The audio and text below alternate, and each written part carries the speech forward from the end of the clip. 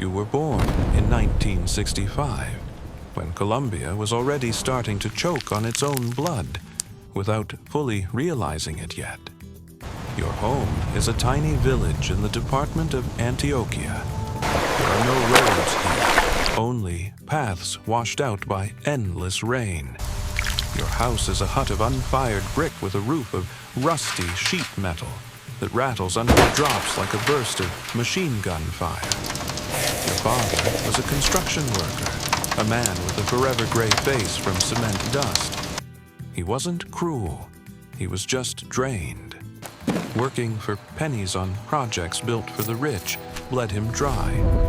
Your first memory, you're 5, sitting on the threshold, staring at your father's hands. They're cracked, packed with dirt, and he tries to scrub them clean with cheap soap, but the grime won't come out. It was a metaphor for your whole life. Dirt that doesn't wash off. In 1972, your father simply didn't come back. No investigation. Your mother said a collapse at the site took him, but the neighbors whispered maybe soldiers shot him, mistaking him for a guerrilla. Or the guerrillas shot him, mistaking him for an informant. You were 7, and you became the man of the house. School, forget it. Your classroom became the coffee plantations. You got up at 4 a.m. Your small fingers wore down raw from hard berries, and your back ached like a truck had rolled over it. You earned pennies, barely enough for decent corn flour. Lesson 1. Honest work in this country leads straight to an early grave. You watched your mother die, slowly, through bleach and humiliation, cleaning toilets in hilltop estates. You'd look at those estates with their white walls and swimming pools and understand there's a gulf between you and them. And there's no bridge across it, unless you build one yourself out of other people's mistakes and other people's falls. At 11, you moved to Medellin. Your family lived in the comunas, shanty towns clinging to the mountainsides like tumors. Here, life is worth nothing. Here, you heard the word merca for the first time. At first, you didn't understand what it meant. You just saw older boys suddenly switching from battered bicycles to shiny motorcycles. You became a campanero, a lookout. Your spot was on the corner of 45th Street. You sat there 12 hours a day with a can of warm Coca-Cola. If you saw a patrol, you whistled. If you saw an unfamiliar car, you flashed a signal with a little mirror. That was your first paycheck inside the system. In one day, you made more than a month of picking coffee. You learned to read the air. From the way a man walked, you could tell why he came.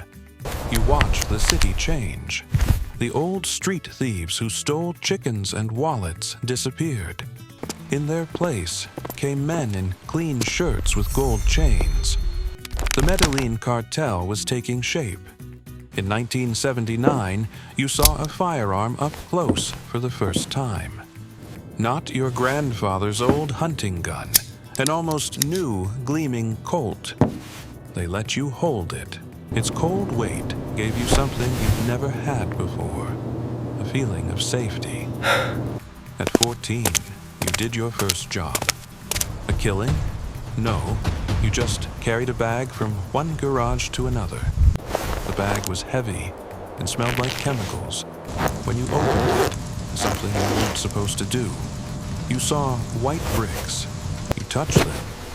You didn't know it was death. You saw bricks you could build a new life with. At 18, you were drafted. In Colombia, the army is where poor boys learn to kill other poor boys, while the rich drink wine in private clubs. They sent you into the jungles of Caquetá. It was hell, a green wall that wants to swallow you. Humidity so constant, your skin never feels dry. That's where you stopped fearing death. You saw an ambush take your partner in a heartbeat. You saw your lieutenant order villages burned because sympathizers might be there. You learned to handle an M16 like an extension of your own arm.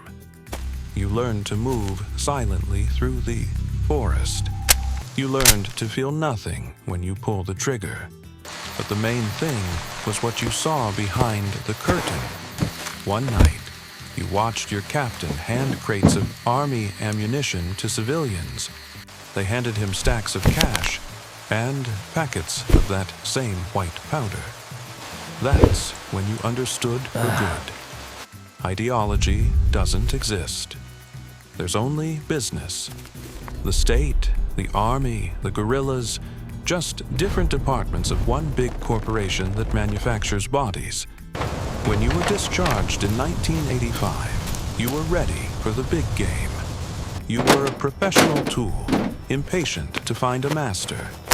You returned to Medellin at the peak of the madness. Pablo was already a god.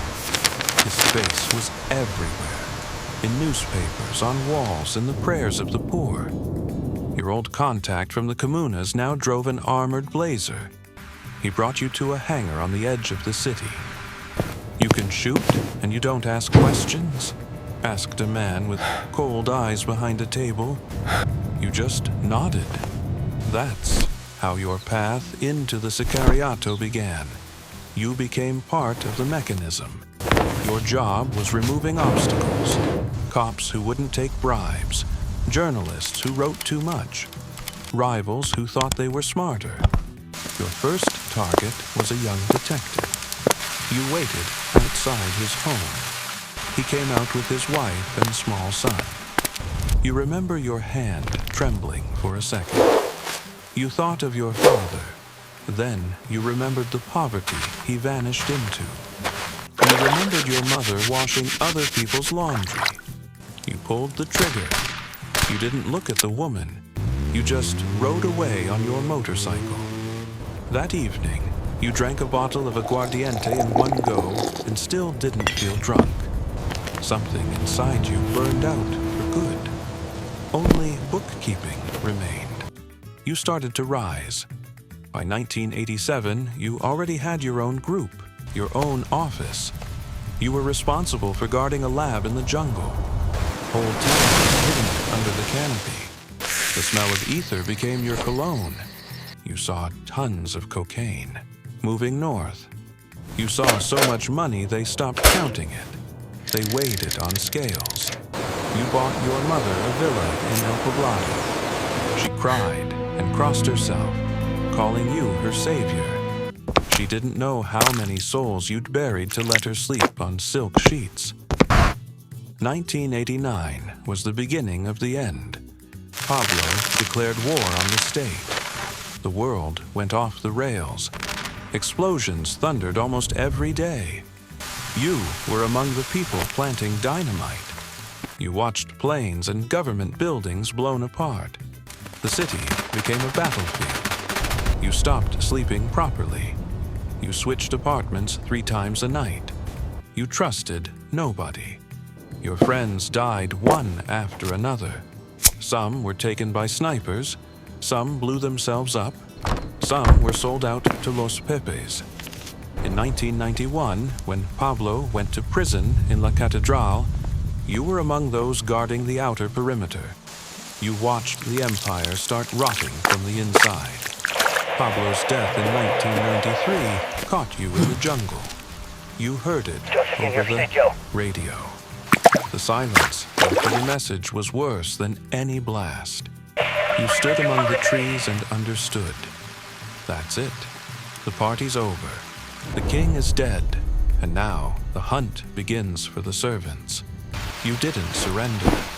You took a bag of cash and disappeared deeper into the selva, where neither Americans nor old enemies nor new traitors could reach you. The system didn't die. It just shattered into thousands of small, sharp pieces. You attached yourself to one of the invisible groups. You weren't blowing up cities anymore. You got quiet. You became logistics.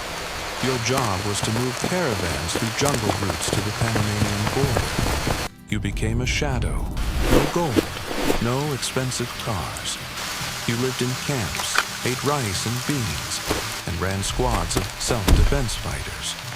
You watched ideology melt completely into business. You fought guerrillas for control of coca fields, and the war had no end. Your body began to fail. Years in the jungle, malaria, old bullet wounds that ached when rain came. You looked at the young guys joining up. They were exactly what you had been in 1985, hungry, angry, ready to kill for sneakers. You saw your death in their eyes. You understood you were a relic, a dinosaur who stayed in the game too long. In 2001, you returned to Medellin. The city had changed, brighter, cleaner. But for you, it was full of ghosts. You walked the streets and saw on every corner places where you'd ended someone, or where your friends had been ended. Your mother had been gone for years, taken by cancer. The villa was seized by the authorities. You had only cash stashes left, money that barely meant anything now. You started coughing and burning with fever. Something you picked up on the border was eating you from the inside. You knew the new bosses in Medellin wanted your head. You remembered too much, and memory is more dangerous than a pistol. January 2002. You sit in a small boarding house in the neighborhood of Enegado. Outside, rain falls. Warm, tropical, familiar. You take out your old Colt.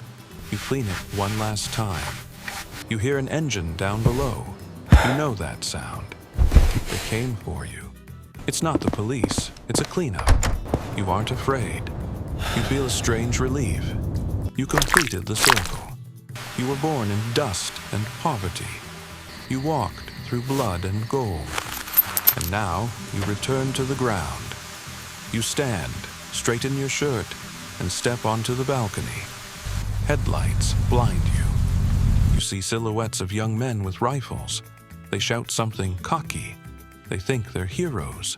You smoke. You raise the pistol at them, knowing you won't get the shot off. A flash, a thunderclap, and then silence. The same jungle silence you always chased. Your body drops onto wet asphalt. Rain washes everything fast. The street becomes ordinary again. Tomorrow, it will look clean. You'll be forgotten within an hour. You were the cartel, and that was your whole life. Short, furious, and completely meaningless.